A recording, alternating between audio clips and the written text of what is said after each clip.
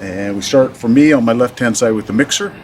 Very important, you know, things can go crazy, so I have to be able to jump onto a fader. I don't use it often, and it's very fragile. So I keep that over here, because it's a bit more precious. And then there's a mixer that we use to mix the band. This is just to mix my electronics. And then I've got the hand sonic. There's no monitors back here for that ears, but hand sonic. And then I MIDI down to the Nord. Below there's a Nord drum too. So when I go to this patch, I'm actually playing the Nord from the hand sonic. And I have one satellite pad here to the Nord.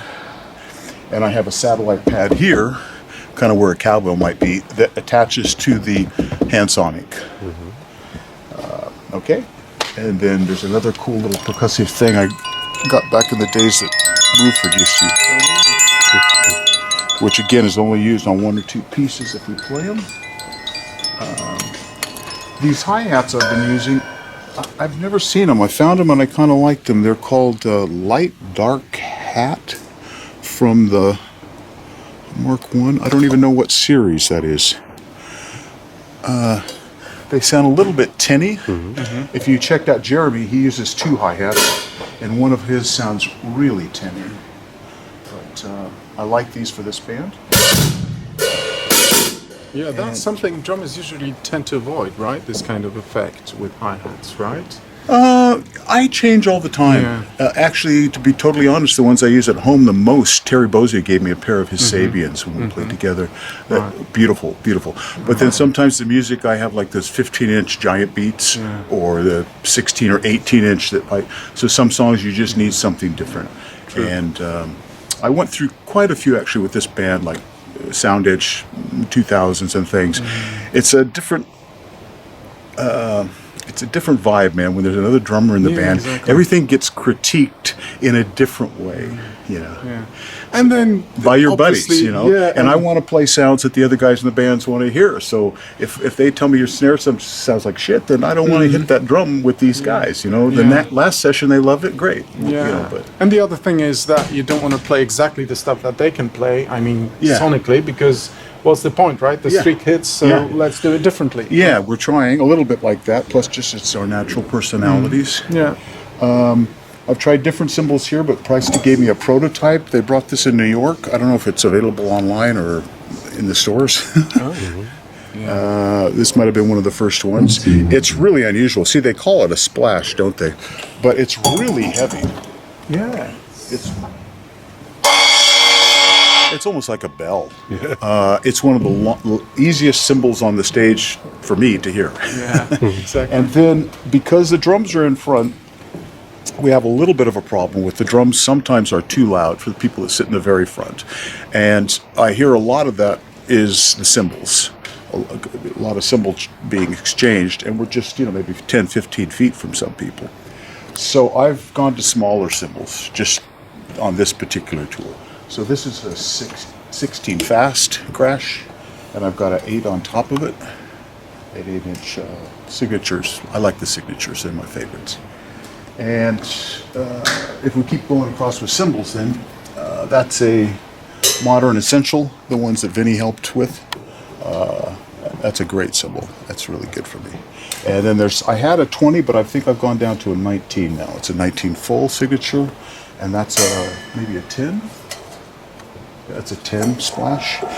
This is something that Hammer Axe, my friend John Stannard, has got a company called Hammer Axe, and he made this more for marching drummers. Very loud, very sticky. It's kind of like an X hat the times I use it, and it's sharp enough that I can play little double strokes on there that they would never speak. And I'm still sort of chasing this sound. I did have a few more things stacked a different way, but now it's a 14, and what is that one? That's one of their Noise Works. This is just a regular 4, but this is cracked now. It's getting a little quiet. That's another 14. Which is good for this tour. Well, I have to hear some tapes to really know. Oh yeah. Because we've been playing red with a little different arrangement now. So I might need a little louder. So he's going to send me a Rude next week to try. Okay. These were called Divine Chime, also made by Hammerax by John. And there's originally about 5 or 6 in the tree, but there was no place to fit them, and I didn't need them, so we shrunk it down to 3. He has something like this, a vine chime that he made with these big squares, which are much louder. And I used it on the first tour, but we ended up going with this now. But this one, it was actually something that Bruford did when I worked with Bill. I noticed in the studio he had his cymbals really low. And when we got on stage, he raised his cymbals way up. He said, Pat, you got to let the audience see you reach for things. So I said, what the fuck? Let's just put it up high and try that. And I've kind of gotten used to it. And I did the same thing here with, this is Matt Nolan. Matt is a British-Scottish guy. And he made this batwing gong for me. And he made several of these cup chimes. And he made this, which is, I think he called it a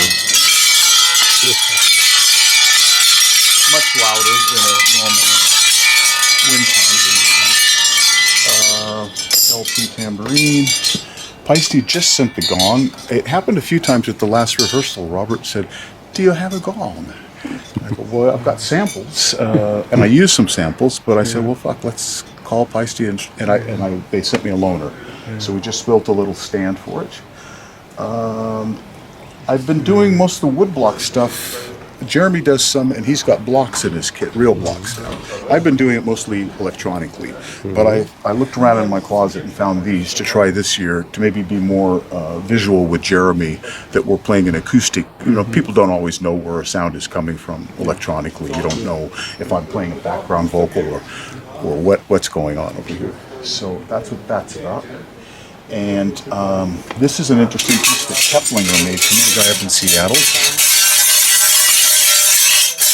And this is another one of Hammerax's early pieces, and it always looked to me like a tongue, and I've been using it on Lark's tongue. And I don't really use it like that very much. I use it like this. So it creates quite a big racket. Resonating under the drum, but that's a very loud part of our show when we get to the end of lunch. So I'm spraying across all these kind of sounds just to create some extra chaos underneath the tracks. And just trying to figure out how to position and hang. This is kind of an interesting piece. I call it a chalice. This was my friend Bill Saragosa. And then he ended up making stuff for Minor percussion. But this was one of his earlier pieces, and he's got like bolts in there. And this is tunable. It's also scrapable. But with yeah, it's great. But now on stage with the in-ears in, I can't always hear that. I can't hear the friction. So I've actually sampled that. So sometimes I hit a pad with a sample of the same sound I'm playing to make sure that out in the audience it's in your face, you know. This can sometimes be too distant sounding. These, I don't know where I found them, but they remind me of like little birds. And I had them a long time ago. Bruford said that's exactly what Jamie had, which I don't know what he had. And then one day I saw in Italy, in the backstage, another one. And I asked the guy, and he said, oh, my father gave me this. But he says, for King Crimson, you can have it. So now I have to. But you see, they're very quiet. These kind of things, the frequency's so higher, you hear it much better. But those sometimes are hard to hear. And they've given me an extra mic back, or a toys mic. So if they're really quiet things, I have to turn them down here. I have a pedal and a light now, so I can see when it's on. To help remind me. So our crew, we have an awesome crew, man. We have a great crew. So he invents little things for me like that. That makes it, as I say, sometimes I can't tell if I've left it on, you know, very loud, it can be off mic. These are kind of interesting, I think. There's a guy called Morpho Beats. And I think he's up in Colorado. And I recently got a few things from him. I got this, which kind of can sit on the snare drum, and it mutes the snare, but it also gives you a metal sound in there. And he said a lot of other things. These are really actually quite good too.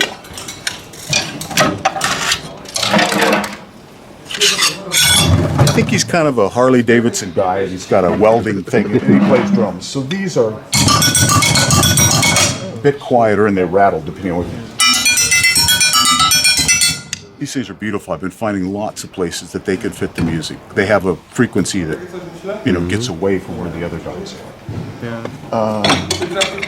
So that's sort of what's down here. I've got a very cool, I found this when I first moved to Los Angeles. I was about 17, and the guy had an ad in the newspaper that he was selling his drum stuff.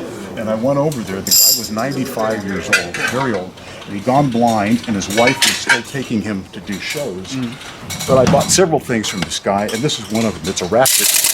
This would be from about 1920, because he used to do silent movies. Okay. So, like, I have a lion's roar, just beautiful stuff. I got a suitcase, and even in the suitcase, it was great. He had his old notes for all his songs that he would play, and homemade claves, and really interesting guy. Yeah. So I have a few more of his things, but I don't bring those on the road except for Crimson.